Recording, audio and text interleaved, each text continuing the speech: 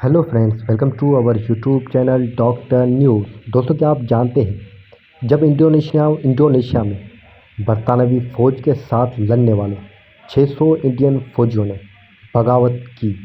आइए जानते हैं इस वीडियो में।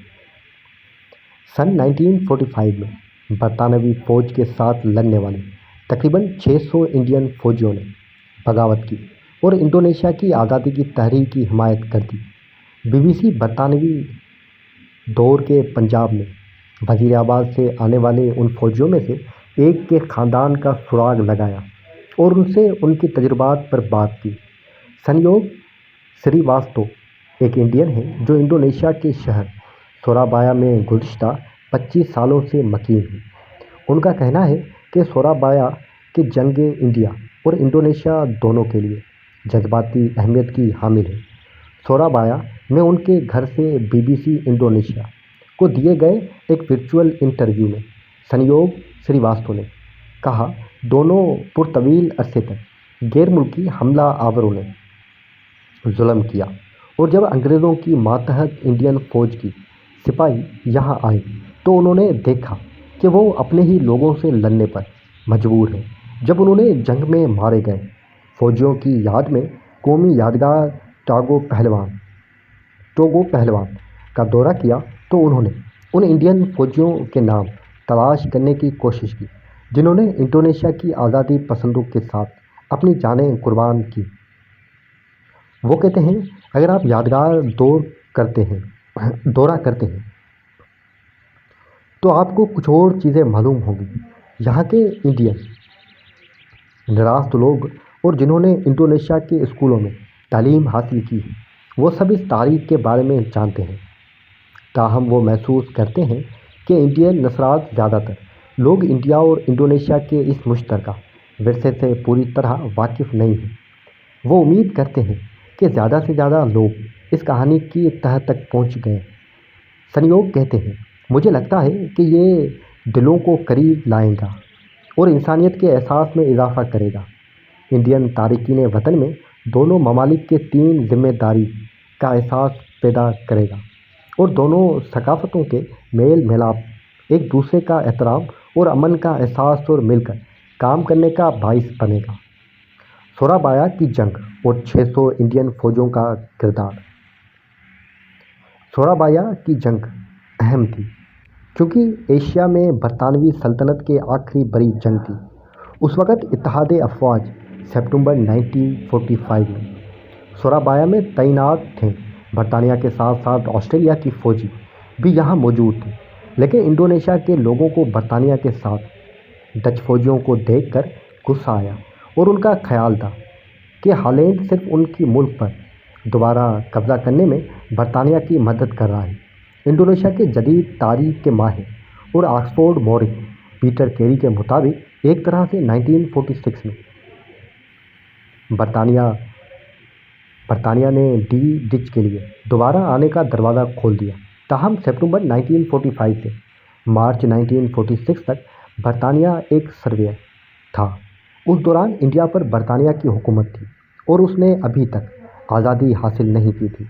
लिहाजा सोराबिया में क़ियाम अमन के लिए अंग्रेज़ों ने वहाँ पंजाब, मद्रास, महाराष्ट्र और दीगर इलाकों से भर्ती होने वाले हज़ारों फ़ौजियों को तैनात किया था। महक़िक़ वक़ार मुस्तफ़ा के मुताबिक ए.जी. खान ने 12 मई 2012 के एक मज़मून हिंदुस्तानी मुसलमान फ़ौजी इंडोनेशिया की आज़ादी में बहादुराना किरदार में लिखा है कि मुस्लिम फ़ौजियों की 3 ब्रिगेड डिच के ज़ेर कब्ज़ा जावा जजीरे पर उतरे। ब्रिगेड 1 जकार्ता, ब्रिगेड 38 सिमारंग और ब्रिगेड 49 सोराबाया में उतरा। ब्रिगेड 1 के डिवीज़न 32 के कमांड अब्दुल मुतीन और गुलाम अली ने की। उनका पहला काम तमाम जापानियों को गैर मुसल्लह कराना और कैदी बनाना और मकामी बाशिंदों से हथियार ज़ब्त करना था। अपनी कार्रवाइयों के दौरान उन्होंने महसूस किया कि उन्हें जापानियों से लड़ने के लिए नहीं बल्कि इंडोनेशिया के बाशिंदों को दबाने के लिए तैनात किया गया था, जो डच गुलामी से आज़ादी के लिए जदोजहद कर रहे थे। 600 मुसलमान फ़ौजी बरतानवी अफ़वाज से मुनहरिफ होकर अपने हथियारों और गोला बारूद के साथ آزادی پسندوں کی انڈونیشیا کی مزاحمتی گروپ میں شامل ہو گئے۔ پروفیسر پیٹر کیری کے مطابق 5ویں Indian division major general Robert Mansergh کی قیادت میں سورابیا میں اترے۔ انڈین ڈویژن میں 6000 فوجی تھے جنہیں فضائیہ اور بحریہ کی مدد فراہم کی گئی تھی، لیکن برطانوی فوج کی اندازہ نہیں تھا کہ تقریباً 600 انڈین فوجی برطانیہ کمانڈ کے خلاف بغاوت کر کے انڈونیشیا کی آزادی پسندوں کے ساتھ مل کر ڈچ برطانوی فوج کے خلاف کھڑے ہو جائیں گے۔ 5ویں ڈویژن کے مانسرگ کی طرف سے آزادی کے لیے لڑنے والے انڈونیشین جنگجوؤں کے خلاف محاذ کھولنے کے احکامات موصول ہوئے۔ وہ کہتے ہیں، انڈین فوجیوں نے کہا، جب ہم خود برطانیہ سے اپنی آزادی چاہتے ہیں تو پھر ہم برطانیہ کے لیے کیوں فائر کریں؟ مشترکہ ثقافت اور قوم پرستی کا احساس۔ قوم پرستی کے احساس کے علاوہ انڈین فوجیوں اور انڈونیشیا کی آزاد پسندوں کے درمیان اچانک اتحاد کے احساس کی ایک وجہ کا مشترکہ عقیدہ تھا۔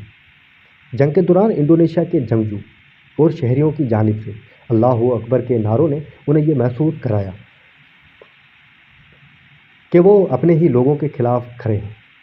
ظہیر خان کی کتاب in the role of Pakistan during the Indonesia struggle میں بتایا گیا کہ بریگیڈ 1 کی 32ویں ڈویژن کے کمانڈر غلام علی اور دیگر مسلمان فوجیوں نے انڈونیشین شہریوں میں چاول، چینی، نمک اور دیگر سامان تقسیم کیا، چونکہ انڈونیشیا کے لوگوں کے پاس کافی خوراک نہیں ہے اور وہ سنگین طبی مسائل کا سامنا کر رہے تھے، اس لیے اس مدد کو بہت سراہا گیا۔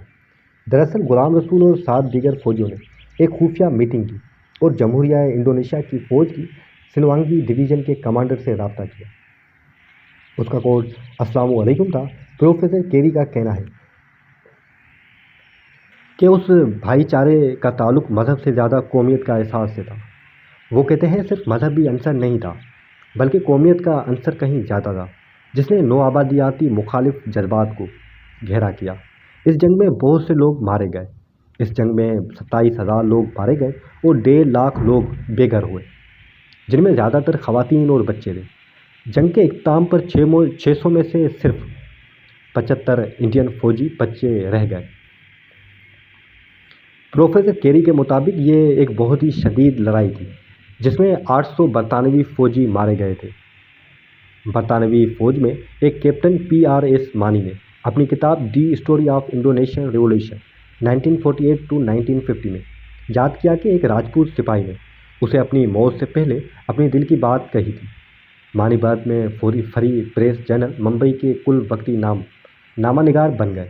PRC مانی لکھتے ہیں، وہ لیٹا تھا، اس سے انڈونیشیائی فوجی نے سینے میں گولی ماری تھی، وہ مرنے ہی والا تھا۔ اس نے مجھ سے پوچھا کہ جناب ہم ڈچ کے لیے کیوں مرے؟ صفحہ 107 1989 اپنی یادداشتوں صفحہ 108 92 میں وہ لکھتے ہیں کہ بغاوت میں آزادی پسندوں کے ساتھ کندھے سے کندھا ملا کر لڑنے والے انڈین فوجیوں کو انڈونیشیائی قوم پرست بہت عزیز تھے۔ PRC مانی نے بعد میں لکھا کہ انڈین کے پہلے وزیر اعظم جواہر لال نہرو کی طرف سے عوامی دباؤ تھا اور برطانوی فوج سے اپیل کی گئی تھی کہ وہ انڈونیشیا سے انڈین فوجیوں کو نکال کر گھر بھیج دیں۔ ان کی اپیل بالآخر قبول کر لی گئی جب 20 نومبر 1945 کو برطانوی فوج نے ہتھیار ڈال دیے۔ آہستہ آہستہ انڈین فوجیوں کو انڈیا واپس بھیج دیا گیا، جہاں انہیں ایک اور جنگ لڑنی پڑی اور اس بار انہیں اپنی آزادی کی جنگ خود جیتنی تھی۔ محقق وقار مصطفیٰ کے مطابق AG خان نے 12 مئی 2012 کے مضمون ہندوستانی مسلمان فوجی انڈونیشیا کی آزادی میں بہادرانہ کردار میں لکھا گیا کہ جب انڈونیشیا نے 1945 میں اپنی آزادی حاصل کی تب تک یہ فوجی 600 سے کم ہو کر صرف 75 رہ گئے تھے۔ مشن ختم ہونے پر بہت سے زندہ بچ جانے والے فوجیوں نے انڈونیشیا میں رہنے کو ترجیح دی۔ انہیں ٹینتارک کی معنی راکیات بدان کی معنی راکیات نامی یونٹوں میں ضم کر دیا گیا۔ میجر احمد حسین کو لیفٹیننٹ کرنل کے عہدے کے ساتھ رجمنٹ 3 کا کمانڈر بنا دیا گیا۔ ان میں سے کچھ نے مقامی طور پر شادی کی اور جنہیں اپنے وطن ہندوستان پاکستان واپس جانے کا انتخاب کیا۔ ان کا انڈونیشیا کی سفارت خانوں نے بطور سیکیورٹی افسر جذب کر لیا۔ ان ہندوستانی فوجیوں کی جنگ آزادی میں نمایاں شراکت کے اعتراف میں انڈونیشیا کی حکومت نے انہیں ملک کے اعلیٰ ترین اعزازات سے نوازا۔ بہت سے لوگوں کے لیے یہ ایک بدعظمت ایوارڈ تھا۔ غلام علی کو صدارتی حکم کے تحت یانوٹم ایوارڈ 1963 دیا گیا۔ سورابیا میں انڈین ایسوسی ایشن آئی اے ایس کے صدر منجیت داس کا خیال ہے کہ انڈینز کو تاریخ سے سبق سیکھنا چاہیے اور دونوں ممالک کو لوگوں کے درمیان تعلقات کو مضبوط بنانا چاہیے۔ ایک قابل ذکر مثال ایشیا افریقہ کانفرنس کے دوران نہرو اور سوکانو کے درمیان تعاون تھا، جس کی میزبانی انڈونیشیا نے بنٹونگ میں کی تھی۔ پروفیسر کھیری کے مطابق نہرو نے ایڈوینا ماؤنٹ بیٹن کو خط میں لکھا کہ میں انڈونیشیا کی میزبانی سے بہت متاثر ہوا۔ میں یہ کہنا چاہوں گا کہ ہم بھی اسے اتنی اچھے طریقے سے نہیں کر سکتے تھے۔ سنیوگ سرواستو سن 2012 سے 2014 کے درمیان سورابایا میں انڈین ایسوسی ایشن کے صدر تھے۔ وہ کہتے ہیں کہ یہ ایسوسی ایشن اس وقت سے موجود ہے جب انڈونیشیا ابھی تک آزاد بھی نہیں تھا۔ PRS مانی کے مطابق جب جنرل AWS مالاہی کو گولی لگی تو سورابیا میں انڈین ایسوسی ایشن کے اس وقت کے صدر کنڈن ان کے بہت قریب تھے۔ انہیں معمولی چوٹیں بھی آئیں۔ سنیوگ سرواستو محسوس کرتے ہیں کہ انڈین تارکین وطن کمیونٹی مقامی لوگوں کے تئیں احترام اور ذمہ داری کا احساس رکھتی ہے۔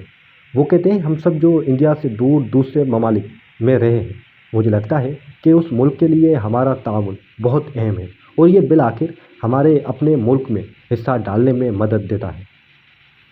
وہ امید کرتے ہیں کہ انڈین تارکین وطن انڈونیشیا میں انڈین فوجیوں کی کہانی سے سیکھیں گے اور اس معاشرے میں جہاں وہ رہتے ہیں اپنا حصہ ڈالنے کے لیے پرعزم ہوں گے۔ سنیوگ سرواستو کہتے ہیں یہ آپ کی اخلاقی ذمہ داری ہے کہ آپ جس ملک میں رہتے ہیں ان کی سرحد اور زمین کی حفاظت کریں اور اس کی مدد کریں۔ اس ملک اور اس میں رہنے والے لوگوں کی ترقی میں مدد کریں۔ آپ اپنے ملک کی بھی مدد کرتے ہیں۔ امید ہے دوستوں آپ کو یہ ویڈیو پسند آئی ہوگی۔ ویڈیو پسند آئی ہو تو ویڈیو کو لائک کر دیجیے گا، کامنٹس پہ اپنی رائے ضرور دیجیے گا، چینل کو سبسکرائب تو لازمی کر دیجیے گا۔ ملتے ہیں اگلی ویڈیو میں۔